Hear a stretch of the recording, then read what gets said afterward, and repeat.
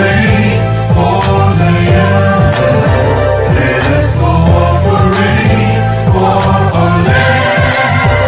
Let us resolve to fight together. See we do it right together. Can we do it?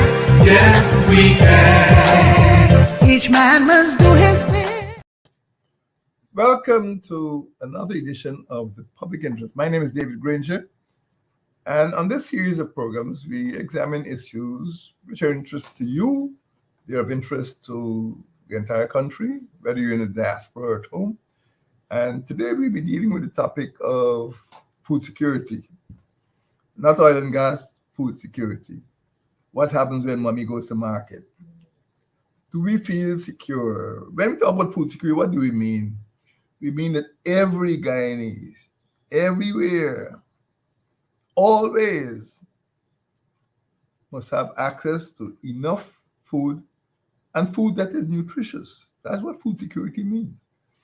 Not just a few rich people and a lot of poor people, not just big exports of rice or sugar.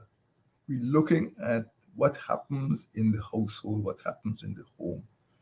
And what I have found is that since the pandemic particularly, and I always recall, patient zero in March 2020, food security has become worse. Yes, the pandemic is partly to blame.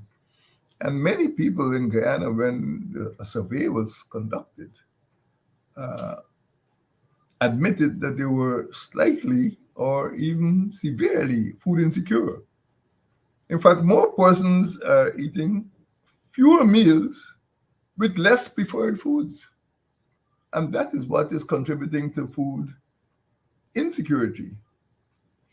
So in Guyana, we know very well that food security is beset by environmental disasters. Yes, we don't have hurricanes. We don't have earthquakes. We don't have tornadoes and volcanoes. We have floods. And during May, June, we will have floods. The May, June rains never fail.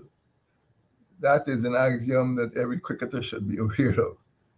And during the May, June rains, there are floods somewhere in Guyana. And we know in 2005, we had what is called the Great Flood. But you know that 2 years ago, the PPP administration tried to outdo the Great Flood. And the word that were used was the worst flood in the history of Guyana. Every single region was involved or was affected in the flood of those 2 years. We are also subject to erratic food prices and production. And this is caused by a lack of innovation and using outdated technology. And of course, sometimes because of pest and plant disease infestation. When Guyana tried to export bananas or plantains or some other crops to even Suriname, products were rejected because of what they call phytosanitary consideration. And we have to treat all of these, not only flooding, but also disease, plant and insect infestation as very serious threats to food security. The worst problem, of course, is the annual flooding. And no matter how preoccupied we are, how drunk we get with oil, we still have to deal with the question of food production. Crops will be lost owing to the floods, and floods will cause food shortages and insecurity. Now, what happens when mommy goes to the market? Let us deal with food security. Don't just go to McDonald's, talk about CELAC and what's happening at FAO. So let's deal with the markets. Let's deal with Leonora market, Monapo market, Stabrook market. What happens is that food prices are high, too high for the average mother, housewife, single, person living, running a family. Bananas are selling at about $600 a kilo. A family loaf of bread, this is white bread, is over $360. Cassava is being sold at $460 a kilo. Cooking oil, $760 a liter. A dozen eggs for $700. Fish, not the best snapper, not the best cuts, $400 a kilo. Flour, $160 a kilo. Mangoes, a parcel of 5 mangoes, $500. In fact, some mangoes are being sold more expensive than apples. That is what is happening. And some people prefer to buy apples than mangoes. Mangoes, $100 for a mango in the Cooperative Republic. Plantains are being sold at $440 a kilo. Powdered milk is being sold at $1,100 per kilo. Rice, $220 a kilo. Sugar, $300 a kilo. Sweet potato, $420 a kilo. A liter of water, $240. A bottled water. What this means is that for a mother running a family of only 5 could probably spend about $150,000 if she wants to give her family sufficient food that is nutritious. And every month, she's not working for $50,000. If she's a public sector worker, she's probably, carrying home $70,000 or $80,000. But the food costs twice as much. So this is what generates food insecurity. That she can't cut down on the rent, she can't cut down on the transport, she can't cut down on the minibus fares to send her daughter to school. What she cuts down on is the quality of food and the volume of food. And that is what causes not only nutritional problems, but this is what causes what we call food insecurity. So in Guyana now, the most vulnerable people to food insecurity are the aged, who probably just trying to get by on a pension. And you know what a pension is. I think it's gone up to $35,000 now, old age pension. What we have also is that many single-headed households can't afford to, when of course the head of the household is a single female. Then we have some poor hinterland and rural residents, and people were unemployed. When the PPP administration got into office in August, they unemployed about 1,800 public servants. Many of them had no source of income, and going to a village giving people, $40, $40,000 or whatever it is to clean drains, it does not provide food security that we need. It does not give them adequate, wholesome meals. And we haven't conducted a poverty reduction survey recently, but the last one indicated that 36% of the population lived in moderate poverty. I don't think the figures have changed, but 36% lived in moderate, and 90% lived in extreme poverty, which meant that they could not afford wholesome meals. I agree that the surveys were dated, but that is what people reported at the last survey. Quite recently, we've heard about Vision 25 by 2025. Again, another very powerful slogan, very impressive. And Vision 25 by 2025 aims at reducing not only Guyana, but the region, the Caribbean community food import bill by 25% by 2025. Well, this is, we're heading for the middle of 2023, so roughly another year and a half. This vision should materialize. And it is a grand vision, a noble vision. And it comes in the wake of a series of visions over the last 35 years. The Caribbean community is very visionary, and the quest for food security has been recorded, maybe not started, but recorded since Grandin's declaration in 1989. But you can look at the catalog of declarations and exhibitions. We've had the Lilienthal Declaration, the Regional Food and Nutrition Survey Policy promulgated. We've had the Caribbean Community Agricultural Policy, some people call it CAP, the Caribbean Regional Dialogue on Food Systems, uh, Food Security, Livelihood Impact Surveys. All of these things have been taking place. The Caribbean community has worked to provide the administrative and documentary support for food security. But, and this is taking place over 35 years. Why are we where we are at present? We've been good at promises.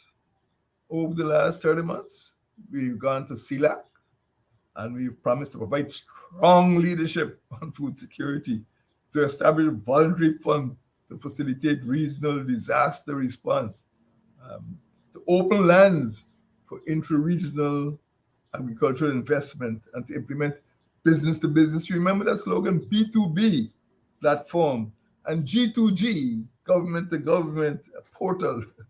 Yeah, these slogans, if slogans were food, we'd never go hungry.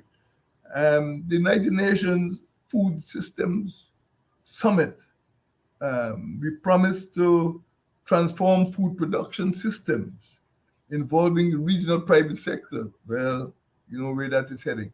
We've gone to CELAC again, the meeting of foreign ministers, and we've promised to make regional food security and production a priority. We've held agri-fests in Bridgetown up to last year. We've promised to make lands available for youths to farm. And we've had the Agri-Investment Forum and Expo again last year. We've promised to lead in reducing CARICOM food import bill by 2025. We're not short of promises. What we're short of is performance. And quite frankly, although there have been incremental changes, um, let us see what happens by 2025. There needs to be not only a strong effort, there needs to be some institutional mechanism, more than the speeches and exhibitions and declarations. Let us look at the plans that are in place to achieve this vision for agriculture. We do have a plan in Guyana. It is expired now. There's something called a Vision of Agriculture 2020, a national strategy for agriculture. It's expired now. It ran from 2030 to 2020. It is still something. It could be updated, but it defines national agriculture policy. Agriculture is important to Guyana. It contributes 20% of our GDP. It occupies maybe 30% of our workforce. It drives earnings of millions, maybe 8 to 10 million US dollars. But these policies have not significantly reduced food prices for poor people. As I say, when mommy goes to the market, is she getting cheaper food? Is she getting more abundant food in her market basket? And what is the answer you would give? This is not for government. You must answer whether these products are more readily available in sufficient quantities and in good condition that she could take them home and put on her dining table to feed her children. In my view, there needs to be a new look at the plan. The plans are abundant. But to operationalize these plans, we need to do something more. Plans are like laws. You can have all the laws, beautiful laws on the law books, but unless you have a force, a mechanism, or machinery to implement those laws, they will remain just paper. And what happens in our vision for agriculture, our B2Bs and our G2Gs and our 5 by 25 and all that, is that People are preoccupied with oil and gas, and we are not getting that whole of government effort to implement the measures which need to be implemented. And I have identified five measures. In fact, I call them five pillars because without resting on these pillars, the plan will collapse. And the first pillar is infrastructure. My friends, I can tell you for sure that one of the potentially most productive regions of Ghana for agriculture is Region 8. But there's not a single highway. There's no infrastructure in Region 8. Every year you hear about a safari. If you want to travel from east to west in Region 8, you have to go on a safari. There's no infrastructure. And when you bring teams from Dubai or other countries to look at if you cannot get them to the agricultural zones, if there are no highways, if there are no ferries, if there's no infrastructure, if there are no aircraft, you will be unable to attract those investments. So we do not have adequate farm to market access.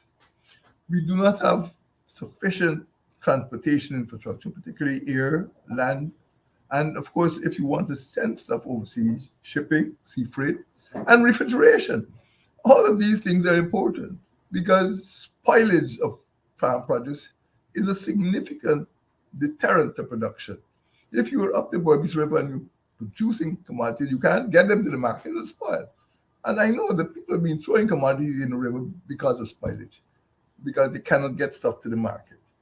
And we've been promising land, 200 acres to India, and to quote one spokesman, tens of thousands of acres of new agricultural land. Unless you can build the infrastructure uh, to access these lands, they will be underdeveloped.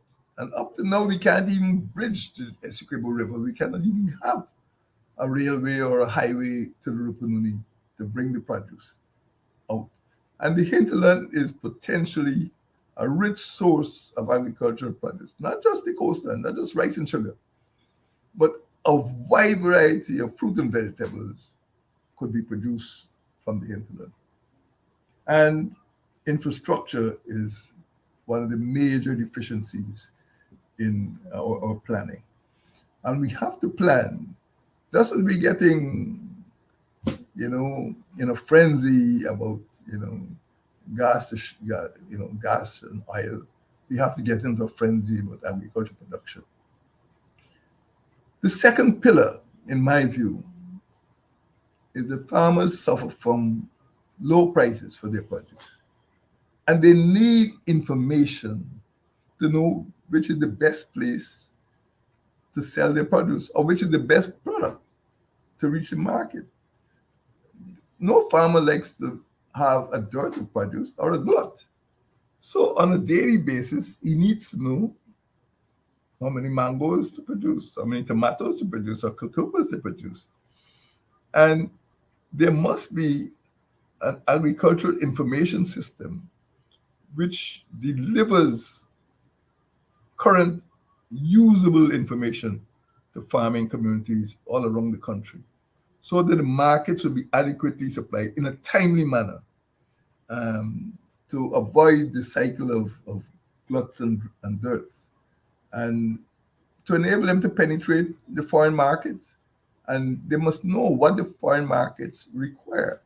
If you want to sell products in sophisticated markets, and I describe it, many of the Caribbean markets are sophisticated because many of them cater for tourist industry, hospitality industry, visitors. They need products of a certain quality, certain standard.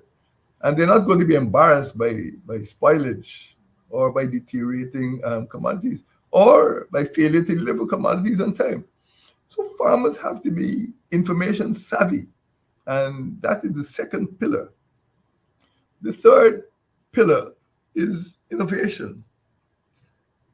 Now, sometimes you go to a hinterland farm and you see a farmer producing you know, cassava, maybe a canoe of cassava, corial of cassava.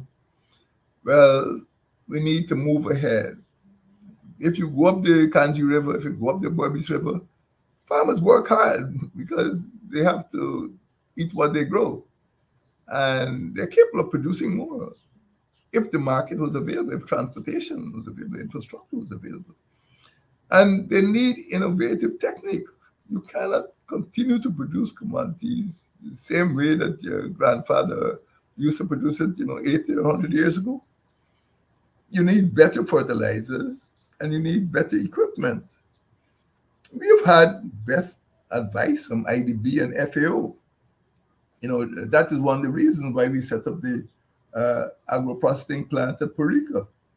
In fact, it is more economical to process agricultural products on site in the villages, in the hinterland, than to try to ship heavy water laden products to the coastline.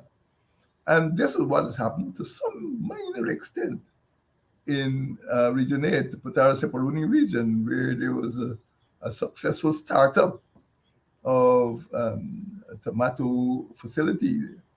But this needs to be replicated all over the country. And the businessmen are not going to do it. They are prepared to buy the commodity once it's produced. But the innovation has to come in at the farm level. And it is not happening. You will be surprised to know that United Nations International Year of Fruit and Vegetable um, occurred or passed us by 2 years ago. This would have been a good opportunity for the government of Guyana and for particularly the Ministry of Agriculture to accelerate agro-processing and put more fruit and more vegetables into our diet. But it didn't happen. Many people don't even know there was something called International Year of Fruit and Vegetables. And again, as I said, people getting drunk on oil and gas and not paying attention to fruit and vegetables. And our national diet is suffering as a result. And agro-processing has been spotty. Yes, there is some.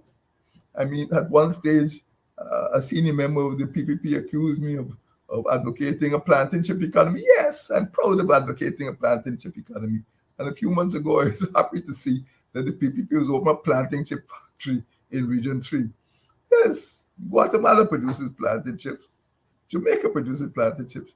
And we can produce planting chips as well. So there's nothing wrong with agro-processing. I don't call it planting chip economy. They call it agro-processing.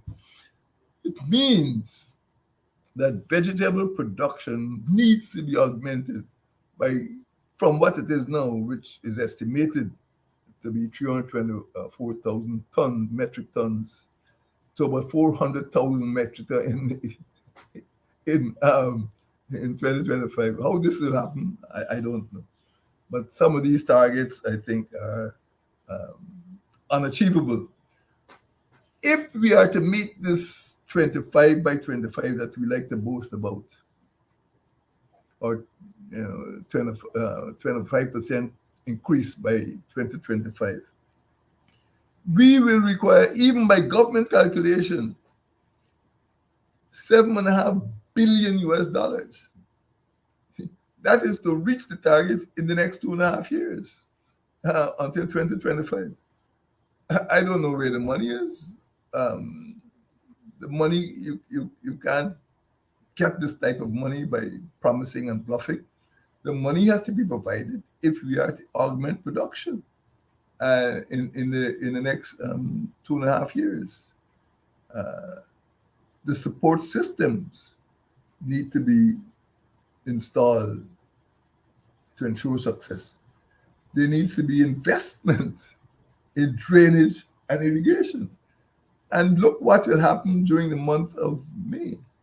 Many hinterland and rural farms will be flooded because drainage and irrigation have not been put on a truly national footing.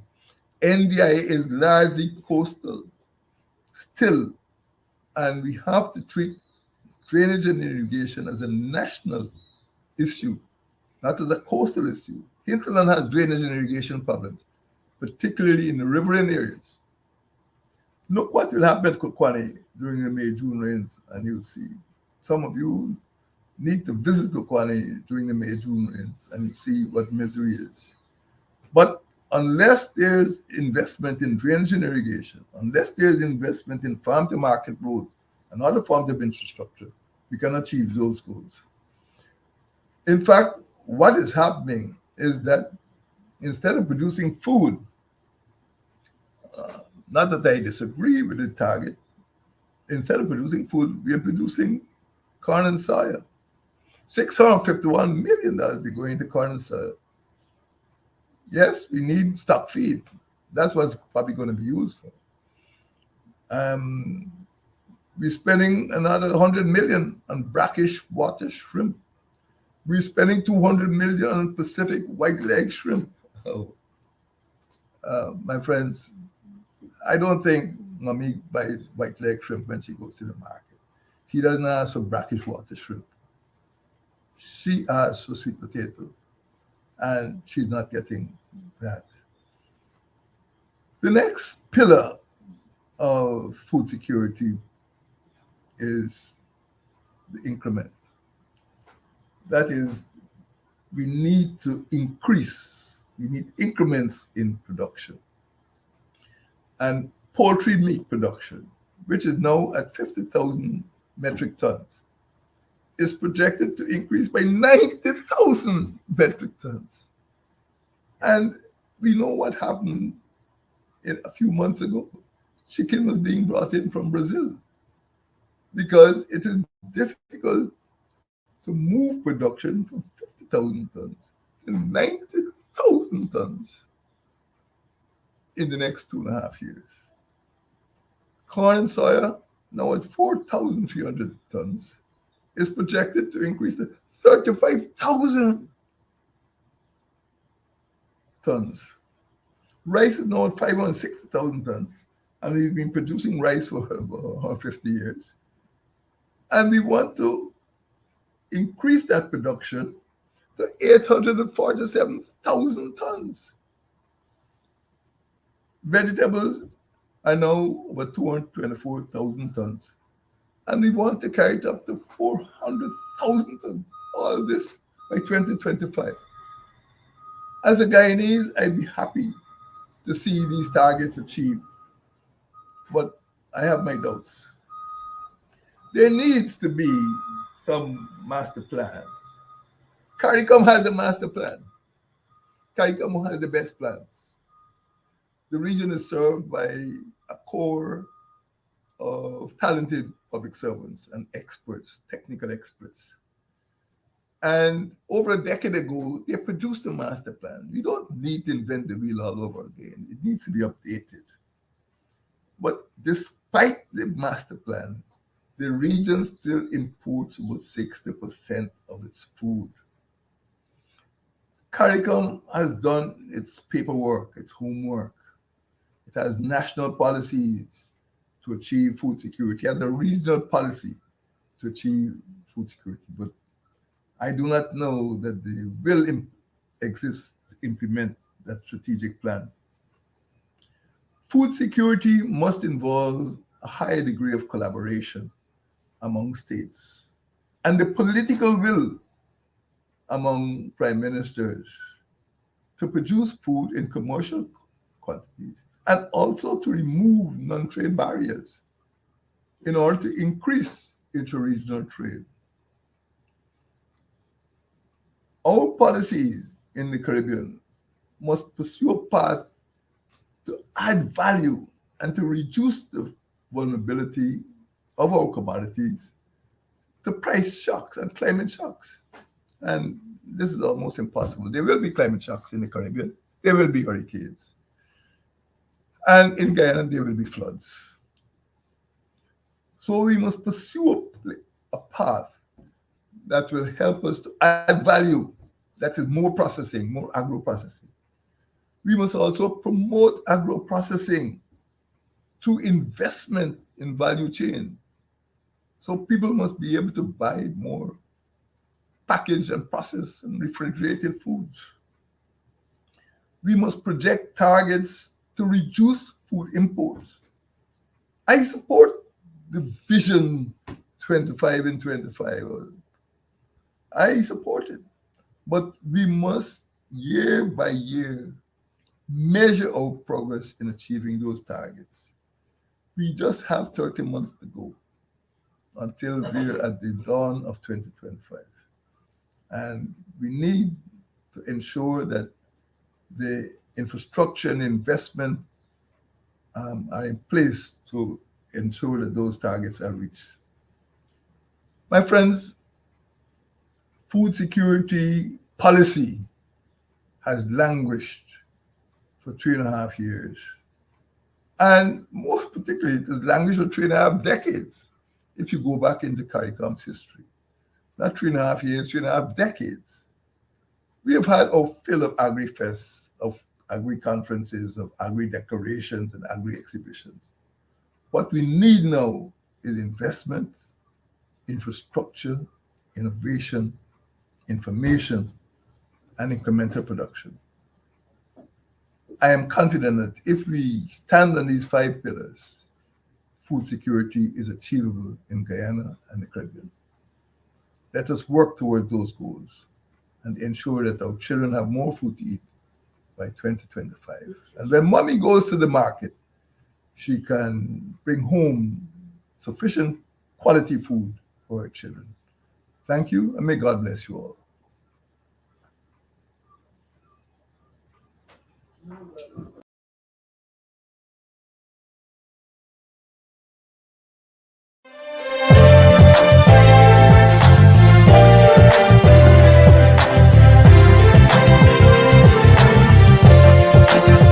Let us cooperate for the young. Let us cooperate for our land. Let us resolve to work together. See we do it right together. Can we do it? Yes, we can. Each man must do his